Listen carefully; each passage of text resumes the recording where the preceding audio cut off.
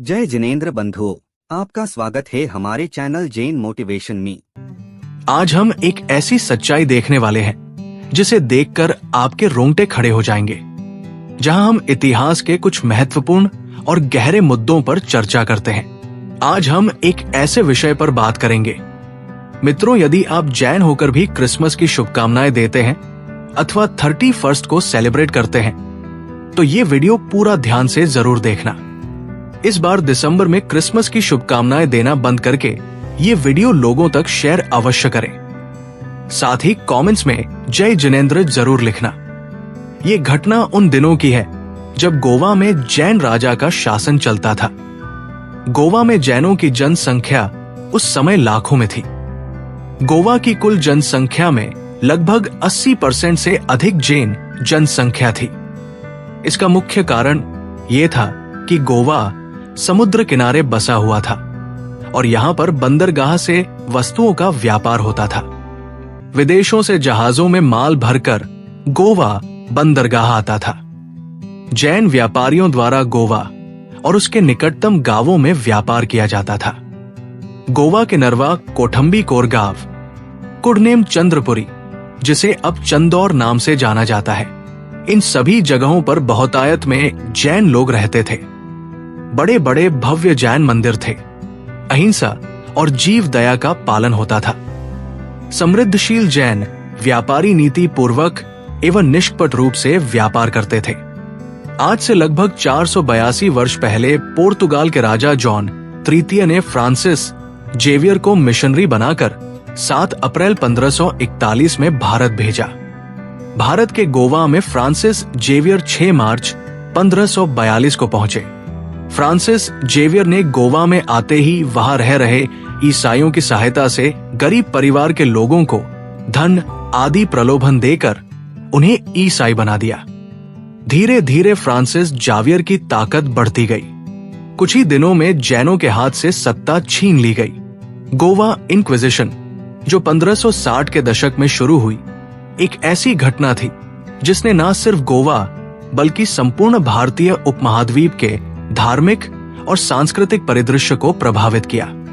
पुर्तगाली ईसाई मिशनरियों द्वारा शुरू किए गए इस धार्मिक अभियान का उद्देश्य हिंदू धर्म, जैन और अन्य धर्मों के अनुयायियों को ईसाई धर्म में धर्मांतरण के लिए मजबूर करना था। इंक्विजिशन के दौरान सेंट फ्रांसिस जेवियर की भूमिका बहुत महत्वपूर्ण रही। सेंट फ्रांसिस जेवियर, जो कि ईसाई धर्म के प्रसारक थे, उनका मानना था कि धर्मांतरण को एक दिव्य कार्य माना जाना चाहिए। उनके कार्यों के कारण गोवा में अनगिनत हिंदू और जैन परिवारों को अपने धर्म से बाहर निकलने के लिए मजबूर किया गया। अब बात करते हैं उस क्रूरता की जो जैन समुदाय को गोवा से बाहर करने के लिए की गई। 16वीं शताब्दी के अंत में गोवा में पुर्तगाली सरकार ने धार्मिक नियंत्रण को सख्त किया और जैन समुदाय के लोगों को भी निशाना बनाया। साथ ही हम जानेंगे कि जैन समुदाय को गोवा से कैसे बाहर किया गया और इसके पीछे की क्रूरता के बारे में।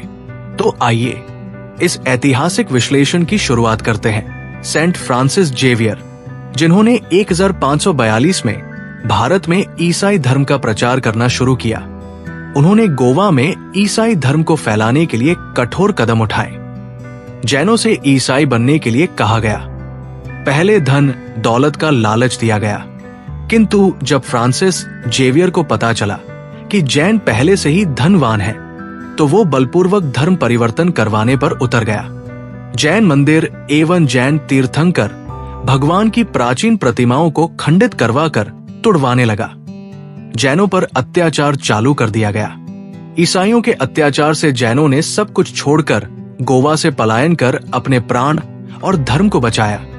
किंतु कुछ जैन दुर्भाग्यपूर्ण रहे जो समय रहते गोवा से बाहर निकल नहीं सके। अब फ्रांसिस जेवियर ने जैनों को यातना देना शुरू किया। वो जैन युवाओं को पकड़कर उन्हें नरक जैसी यातना देता।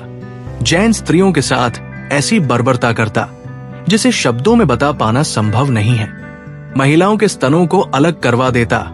योनि और मलाशय में लोहे की गर्म सलिया डलवाकर नरसंहार करवाता। लगभग 22,000 से अधिक जैन भाई बहनों को इसी प्रकार क्रूरता से यातना देकर मृत्यु दी गई थी।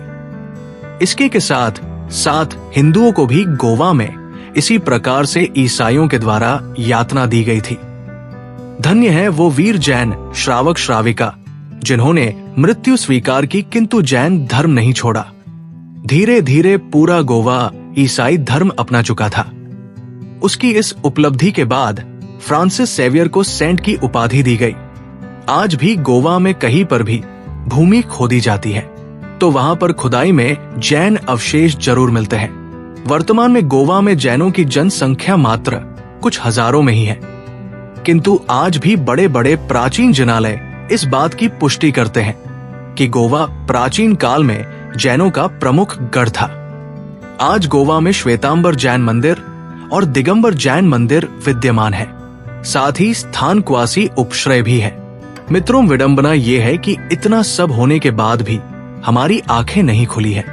जीस फ्रांसिस जेवियर ने हजारों जैनों का सहार किया था। आज हमारे जैन बच्चे उसी सेंट जेवियर्स के स्कूल में पढ़ाई करते हैं।